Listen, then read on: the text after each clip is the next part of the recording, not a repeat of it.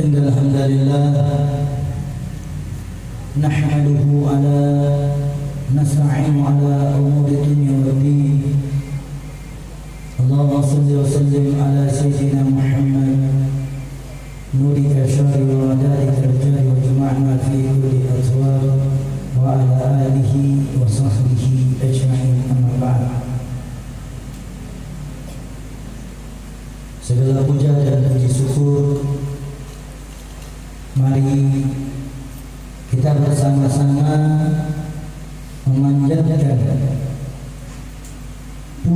puji syukur atas kehadirat Allah, di mana pada kesempatan hari ini Allah masih bersama-sama memberikan kita semua nikmat kesempatan, nikmat kesehatan, di mana kita bisa hadir duduk berzikir dan mendengarkan kalam untuk diri kita semua. Salawat dan salam kita aturkan dan kita kirimkan kepada junjungan kita Nabi Muhammad sallallahu alaihi wasallam, di mana kita kirimkan buat beliau, sahabat, keluarga serta para pengikut-pengikutnya, dan insya Allah kita semua yang masih hidup ini kelak di yaumil akhirat nanti ruh kita dikumpulkan bersama ruh kekasih Allah, kekasih Sayyidul Alam, yaitu baginda Nabi kita Muhammad sallallahu alaihi wasallam. Alhamdulillah, pada kesempatan hari ini kita akan mengangkat satu tema tentang apa hukumnya berghibah atau bergosip atau suka mencari keburukan orang lain. Apa hukumnya? Ini perkara ini enak diucapkan tapi berat dosanya. Perkara menceritakan orang itu enak tapi besar dosanya. Enak sekali, seperti makanan yang tidak mau berhenti. Kalau ada teman pasangannya yang bergosip, tidak mau berhenti. Maka dari itu saya akan angkat hukum di sini di dalam hadis riwayat Muslim, nomor hadisnya 4690. Status hadis ini sahih. Daripada Abu Hurairah radhiyallahu anhu berkata, Rasulullah sallallahu alaihi wasallam bersabda bahwa saya pernah bertanya, tahukah kamu apakah ghibah itu? Rasulullah bertanya kepada salah satu sahabat, tahukah kamu itu apa itu dibilang ghibah? Maka setelah Nabi Muhammad SAW bertanya, para sahabat menjawab. Ini Nabi loh yang bertanya sama sahabat, "Lo tahu itu dibilang apa ghibah?" Bahasa kasar ini dikasihkan. "Lo tahu itu apa dibilang ghibah?" Ghibah. Para sahabat lalu menjawab pertanyaan Rasulullah, Allah dan Rasulnya lebih mengetahui. Sahabat tak berani menjawab karena yang bertanya Rasulullah. Masa gurunya mau menjawab? Walaupun sebenarnya ini logikanya sahabat ini tahu apa itu ghibah, tapi saking hormatnya kepada Nabi, dia tidak berani jawab, tidak sota-sota. Dia langsung jawab apa itu ghibah. Nah, setelah para sahabat semua mengatakan hanya Allah dan Rasulnya saja yang tahu apa itu ghibah, maka kemudian Rasulullah SAW bersabda, ghibah itu engkau menyebut sesuatu mengenai saudara kamu dengan perkara yang tidak disukai. Jadi ghibah itu artinya engkau menyebutkan sesuatu perkara yang ada di dalam sahabatmu yang dia tidak sukai. Misalnya begini contoh, si A sama si B lagi curhat. Si A bilang, si A ini tadinya mau mencari solusi, mau mencari ketenangan sama si B, tapi kadang ini si B mulutnya seperti ember bocor. Si B ini mulutnya ember, mau curhat tadinya, Tadinya mau curhat si A, aku bilang-bilang nanti sama si C, sama si D, sama guru-guru lain. Maka si A ini curhat. Makanya tempat curhat yang paling baik itu hanya mengadu kepada Allah. Mengadu kepada Allah, mengadu sama ibu. Curhat sama ibu dan ayahmu. Curhat sama orang yang bisa dipercaya seperti guru, para ulama, para kiai. Kalau sahabat pun dijamin, apalagi curhat di Facebook. Kan banyak orang kalau tidak ada teman curhatnya di dunia nyata. Nah, seperti itu unek-uneknya, kekesalannya di Facebook. Dia jadikan sebagai status. Dia jadikan sebagai status. Nah, inilah perkara ghibah ini, kata Nabi. Engkau menyebut sesuatu mengenai saudaramu, sesuatu perkara yang dia tidak sukai. Baginda ditanya lagi, baginda Nabi Muhammad lalu ditanya lagi, bagaimana pendapatmu jika apa yang ada pada saudaraku sesuai dengan apa yang kau katakan? Nabi ditanya lagi sama sahabat, bagaimana ya Rasulullah, kalau yang saya sampaikan sama si C itu benar sih? Artinya benar. Apa jawabannya Nabi?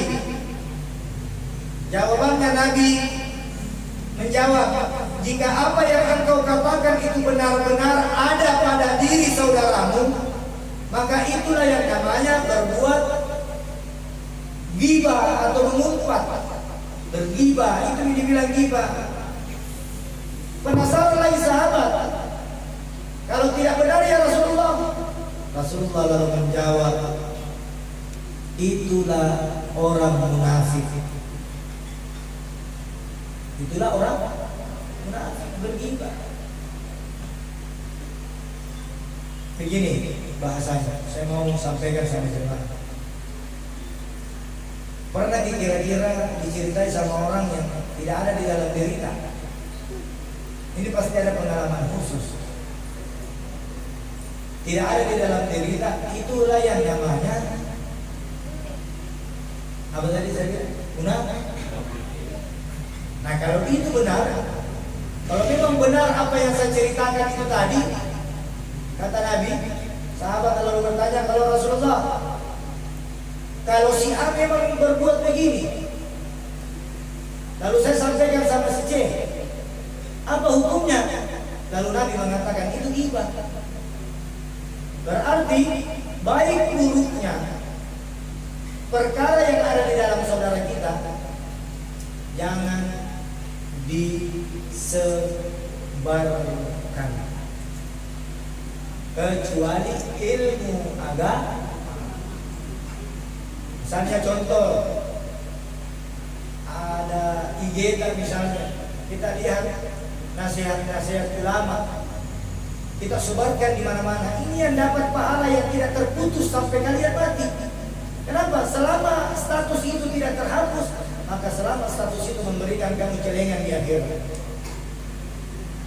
Beda kalau aibnya saudaramu kau sebarkan, selama kau tidak minta maaf, maka celengan kedosaan maka tertumpuk di dalam hatimu masing-masing. Hati-hati, lebih bagus celengan anu baik. Bagaimana caranya? Semua orang kan sudah pegang HP sekarang. Dia tahu yang mana baik, yang mana tidak baik, yang mana yang harus disebar, yang mana yang harus tidak disebar. Baca dulu baik-baik, teliti dulu baik-baik. Oh, ini bagus gaya, saya bagikan dia. Kita bagikan, misalnya contoh di Facebook ada grup, ada ini, kita bagikan. Berapa banyak orang yang membaca yang kita bagikan, begitu juga pahala yang Allah berikan kepada kalian. Itu pahala men-share ilmu agama. Kalau men-share sesuatu yang menjadi kontroversi, hoax, berita yang tidak benar, ini dosanya juga tidak akan terputus. Kenapa? Karena statusnya masih ada. Hati-hati. Terus di sini dikatakan lagi, perbuatan ghibah atau mengumpat adalah gosip yang dosanya sama seperti menzinai ibu kita 40 kali. Dosanya ghibah, dosa berghibah sama seperti kita menzinai ibu kandung kita 40 kali. Bayangkan ini dosa ghibah besarnya. Nah, bagaimana ya Rasulullah caranya untuk diampunkan? Cari orangnya dan minta maaf. Kalau dia sudah meninggal, maka sungguh celaka, kata Nabi. Kalau dia sudah meninggal, celakalah kita. Kenapa? Sudah tidak ada lagi tempat kita untuk meminta maaf sama si korban. Apa kata Nabi? Di dalam salah satu riwayat lain, di dalam hadis Imam Al-Bukhari Muslim, halaman hadisnya 4342, Nabi SAW bersabda, satu perkataan yang kalian lempar di luar sana yang dapat menyakitkan hati saudaramu di sana, maka satu dosa itu nanti yang akan menghalangi kalian masuk surga. Kalau tidak ada kata maaf di dalamnya. Kan ada Allah Maha Pengampun. Iya, Allah Maha Pengampun. Kalau sholat kau tinggalkan. Kalau perkara manusia sama manusia bukan urusan Allah. Kalau manusia sama manusia, maka perbaiki sama manusia itu sendiri. Kalau kalian melanggar syariat, menyekutukan Allah, maka kamu dosa sama Allah. Disebut orang kafir karena menyekutukan Allah, syirik kepada Allah. Tapi kalau kau berbuat dosa sama manusia, maka tanggung jawabnya adalah manusia itu sendiri. Hati-hati. Dengar baik-baik, ini bahaya, ini bahaya. Enak sekali kalau kita ada teman tiba-tiba tidak ada bahannya. Karena bahan yang paling bagus itu menceritai orang lain.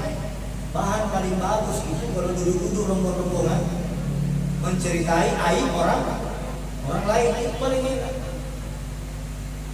Ini tambah-tambah, ini betul, saya juga pernah begini. Ini gosip. Kalau gosip itu terjadi di Tamalate, menyebar, jadi viral, akhirnya satu Indonesia. Kira-kira siapa yang mau datangi dan siapa yang mau berikan keampunan? Misalnya si A kalian gosip, lantas si A itu tidak melakukan hal yang kau gosipi, sementara hal gosip itu sudah viral di media sosial. Berapa orang yang kita mau minta maafkan? Satu orang? Tidak. Semua orang yang baca itu kau datangi minta maaf, kata Nabi. Kira-kira bisa gitu datangi satu orang seperti itu? Hati-hati. Ini dosa rentetan namanya, dosa yang tidak terputus. Istilah sana menyambung menjadi satu. Itulah nikmat gosip. Nikmat itu gosip. Enak sekali. Terus apalagi? Ghibah atau ngumpat adalah menceritakan sesuatu yang buruk yang ada pada diri orang lain. Misalnya ada saudara yang jelek kelakuannya, kita bikin cerita, buka partai 5 orang, partai 3 orang, partai kecil aja dulu. Kalau partai kecil itu biasa 2, 3, partai besar aja nanti kalau beli sayur di pasar ketemu sama mama semua, ibu-ibu. Ini yang gosip ini bukan hanya ibu-ibu saja. Laki-laki juga banyak juga laki-laki muluna pampilokan, apa namanya, kayak gajah itu, kayak gajah panjang. Bukan laki-laki sini, bukan perempuan di sini, perempuan di luar sana. Kalau perempuan di sini alhamdulillah syikir gitu, laki-laki sini syikir gitu, insya Allah.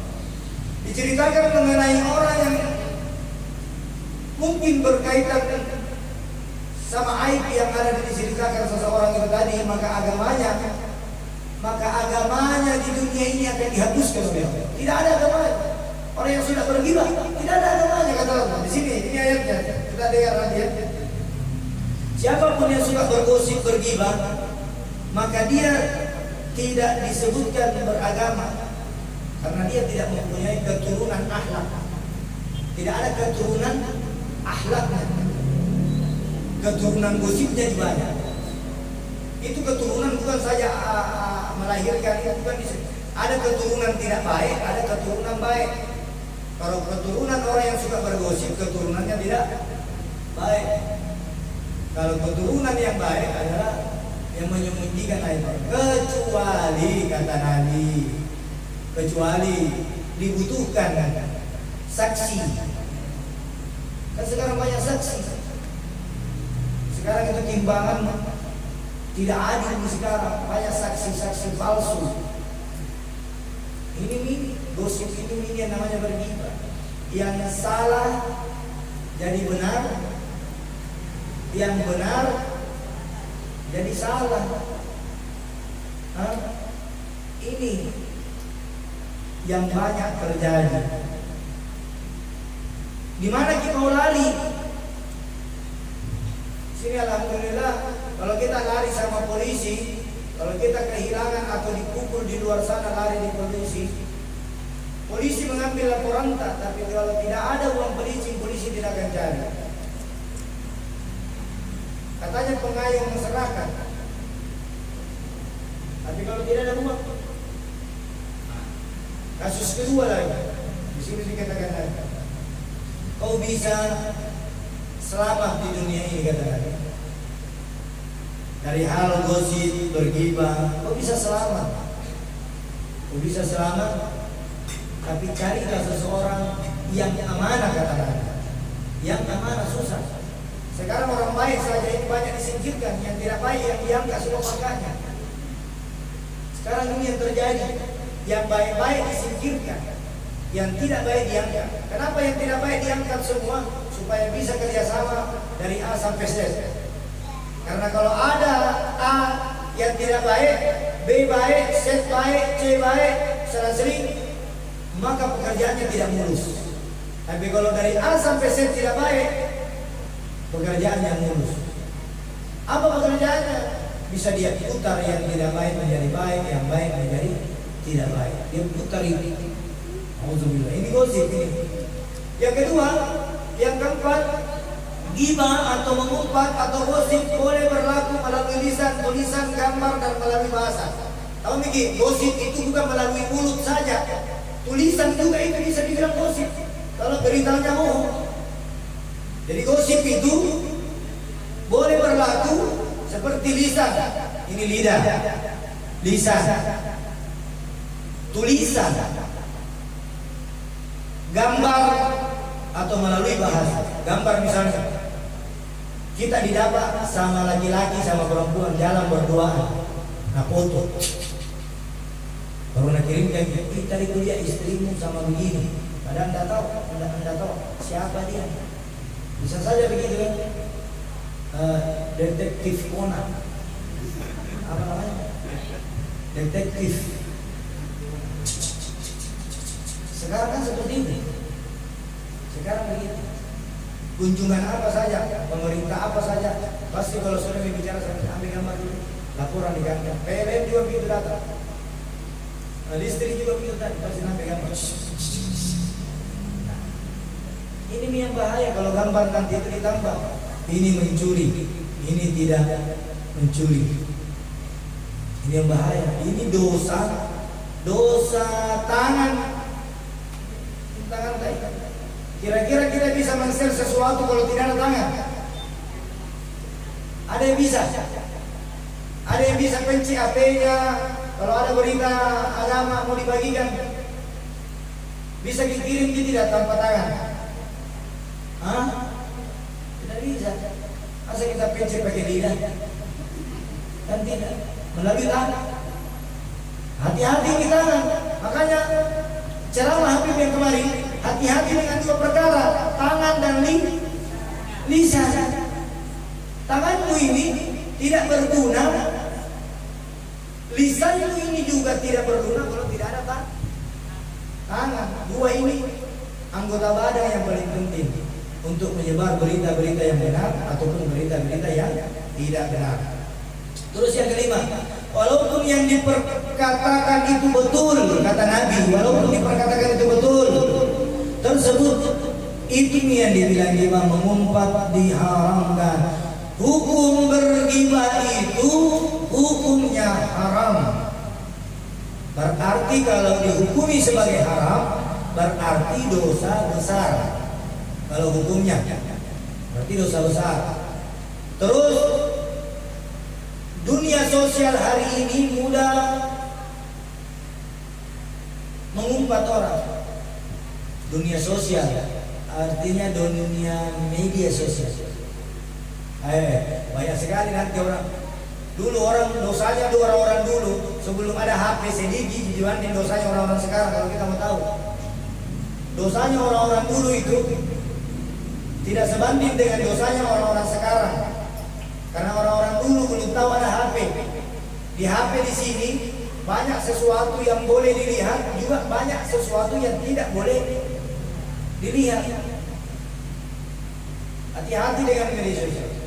Terus seperti punya FB, memfitnah melalui media sosial, sebagaimana disebarkan melalui FB, Twitter, apalagi WA, Telegram, apalagi TikTok, apalagi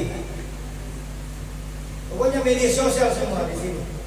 Ini sampai pentingnya ini Nabi membahas ada semua, hati-hati dengan media. Ini ditafsirkan oleh Habib Abi Al-Maliki, mentafsirkan ini, hati-hati dengan FB-mu, hati-hati dengan Twitter-mu, hati-hati dengan Facebook sama juga. Sama. Facebook sama. Telegram, Instagram, yang lebih bahaya lagi WeChat. Apa? WeChat. Bahaya ini. Ada yang bilang WeChat itu short time, ada full time. Hati-hati, ketawa ya. Hati-hati di WeChat ini. Banyak sekarang wanita menjual dirinya di WeChat. Ada yang 150, ada 250, dia WeChat, kalau tidak salah.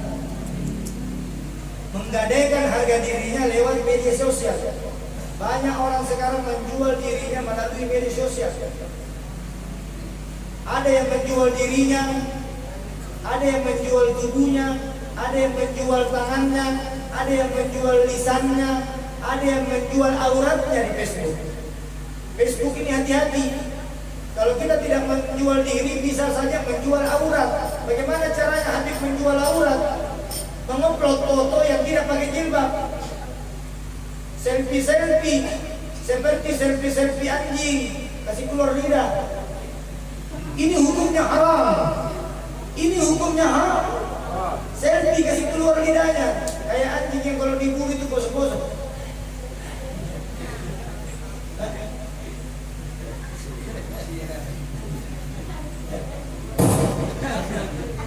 Nauzubillahi. Tentu saya bangga kita lihat wanita yang seperti ini. Sementara wanita yang dia tutup auratnya dihujat. Ada wanita yang ditutup auratnya dari atas sampai tidak kelihatan bentukannya, dibilang teroris. Negara apa ini? Dibungkus dari atas sampai di bawah dibilang teroris. Kalau orang telanjang dibilang PSBS 12 ini kan aneh. Orang yang memakai jilbab dengan syar'i, curiga di sekarang orang. Siapa yang berbuat begini? Media sosial yang bikin hancur ini kehidupan. TV sekarang sudah tidak lagi mendidik. Hancur ini berita-berita bohong semua di TV. Joli di luar. Nanti tidak ada itu. TV wajib yang setia sama saya. Tapi hati-hati. Ajari anak pakai begini. Apa semua? Lihat begini. Jangan seperti orang yang pakai jilbab ya maaf saja. Jangan jadikan jilbab ini sebagai syarat saja untuk meloloskan kau masuk di sekolah, syarat untuk masuk di fakultas. Saya sering biasa, tuh hari saya ada ceramah di depan Umi, di Masjid Umi. Lama nih. Ini kenapa ini cewek-ceweknya kalau masuk kampus pakai jilbab, keluar kampus buka jilbab semua. Berarti syarat dia untuk bisa masuk sekolah. Bukan sementara jilbab ini adalah wajib, bukan fashion, bukan gaya-gayaan, bukan model-modelan, wajib. Makanya semoga para pejabat kita, pemerintah kita bertobat dengan taubatan nasuhan, mengubah semua tradisi-tradisi yang Yahudi itu menjadi tradisi-tradisi yang Islam. Anak-anak ini hancur-hancur gitu. Kenapa saya bilang lebih banyak dosanya orang sekarang daripada orang dulu? Tidak ada yang lain nak kerja kalau bukan mihabena. Betul, prihatin saya. Tidak ada kita kerja, tidak ada kegiatan yang lain. Iya. Bahkan ada orang berani membuang waktunya 1 jam, 2 jam main HP. Saya selalu singgung ini HP karena ini adalah virus besar, lebih daripada virus